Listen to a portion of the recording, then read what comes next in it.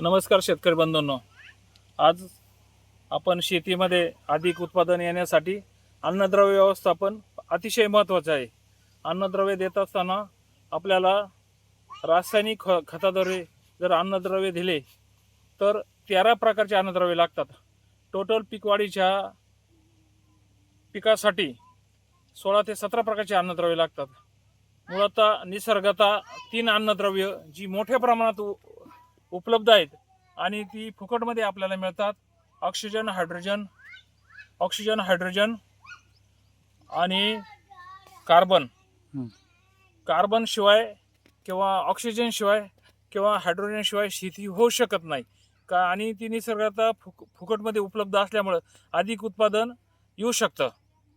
परंतु आपण जी रासायनिक अन्नद्रव्ये देणार आहोत त्याच्यात जी मुख्य आहे, जी जास्त प्रमाणात शेती उत्पादनासाठी लागतात, मुख्यतः नत्र स्फुरद पालाश. तर नत्र सुरुवातीच्या काळात कोणतेही पीक वाढत असताना समांतर अन्नद्रव्य जे लागतात त्याच्यामध्ये नत्र स्फुरद पालाश हे सारख्या प्रमाणात लागतात. आणि शेती उत्पादनामध्ये नत्र हे इतर अन्नद्रव्याच्या मानाने जास्त लागतं. आणि ते मुख्यतः आपण ते अन्नद्रव्य देत असताना रासायनिकद्वारे पण देऊ शकतो किंवा जैविकद्वारे पण देऊ शकतो. आणि मुख्यतः आपल्या हवेमध्ये 78% नायट्रोजन आहे. तर त्याचं स्थिरीकरण काही बॅक्टेरियांद्वारे जर आपण केलं तर ते मोठ्या प्रमाणात नत्र उपलब्ध होऊ शकतो. त्याचप्रमाणे दुसरं अन्नद्रव्य आहे स्फुरद. याचीसुद्धा नितांत उत्पादन वाढीसाठी मोठी गरज आहे. ते अन्नद्रव्य आपण शेतीमध्ये देऊ शकतो. नंतर पक्वतेच्या अवस्थेमध्ये पोटॅश हे अन्नद्रव्य आहे, ते पण चांगल्या प्रमाणात लागतं. त्याशिवाय पिकाची उत्पादन क्षमता वाढत नाही, पक्वता येत नाही, उत्पादन क्वालिटी येत नाही. ते सुद्धा त्याचं पण महत्त्व आहे. आपण जी दुय्यम अन्नद्रव्य देणार आहे, मुख्य अन्नद्रव्याच्या मानाने ते कमी लागतात, पण त्याचा मुख्य उत्पादन वाढीसाठी अतिशय महत्त्व आहे. त्यात कॅल्शियम, मॅग्नेशियम आणि सल्फर ही दुय्यम अन्नद्रव्ये. त्यात जे कॅल्शियम हे अन्नद्रव्ये इतर अन्नद्रव्याबरोबर ते केले तर शेतीत फिक्स होण्याचे जास्त चान्स असतात. म्हणून कॅल्शियम हे अन्नद्रव्य आपण स्वतंत्र शेतीत वेळ बदलून द्यावे.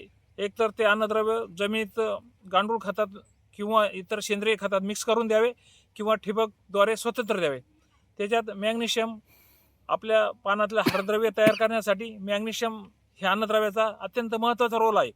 आणि ती दिल्यानंतर पिकाची चांगली वाढ होते आणि मॅग्नेशियमच्या कार्यक्षमतेमुळे पीक उत्पादन निश्चित वाढते. त्यानंतर सल्फर अन्नद्रव्य अत्यंत महत्त्वाचे आहे. ते अन्नद्रव्य दिल्यामुळे पिकामध्ये चव, गोडी, रंग, रूप, आकार वाढतो. त्यामुळे सल्फरचं अतिशय महत्त्व आहे. तसेच सूक्ष्म अन्नद्रव्ये जे अत्यंत कमी प्रमाणात लागतात. जसं आपण जेवण करत असताना, पोळी भाजी खात असताना आपल्याला लोणचं, पापड, कोशिंबीर लागते, त्या प्रमाणात जेवणाची लज्जतदारपणा, चव वाढते. तसंच सूक्ष्म अन्नद्रव्ये पण अत्यंत महत्त्वाचे पीक उत्पादन वाढीच्या दृष्टीने. त्यामध्ये फेरस आहे, झिंक आहे, मॅंगनीज आहे, बोरॉन आहे, मोलिब्डेनम आहे. फेरसमुळे पिकामध्ये हरितद्रव्याचं प्रमाण वाढतं. तसंच मॅंगनीजमुळे पानाचा, फळाचा आकार वाढतो. भाजीपाला असेल तर मॅंगनीजसुद्धा अत्यंत महत्त्वाचं आहे.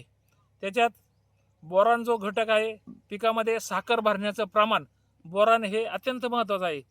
कोणत्याही पिकात, फळपिकामध्ये साखर भरायची असेल तर बोरॉन हे आवश्यक घटक आहे. तसेच ही अन्नद्रव्य आपण वेळच्या वेळी पिकाच्या वाढीच्या टप्प्याच्या अवस्थेत उपलब्ध करून दिली, ही 13 अन्नद्रव्ये, तर निश्चित आपलं उत्पादन वाढल्याशिवाय राहणार नाही, आपली शेती किफायतशीर झाल्याशिवाय राहणार नाही. धन्यवाद.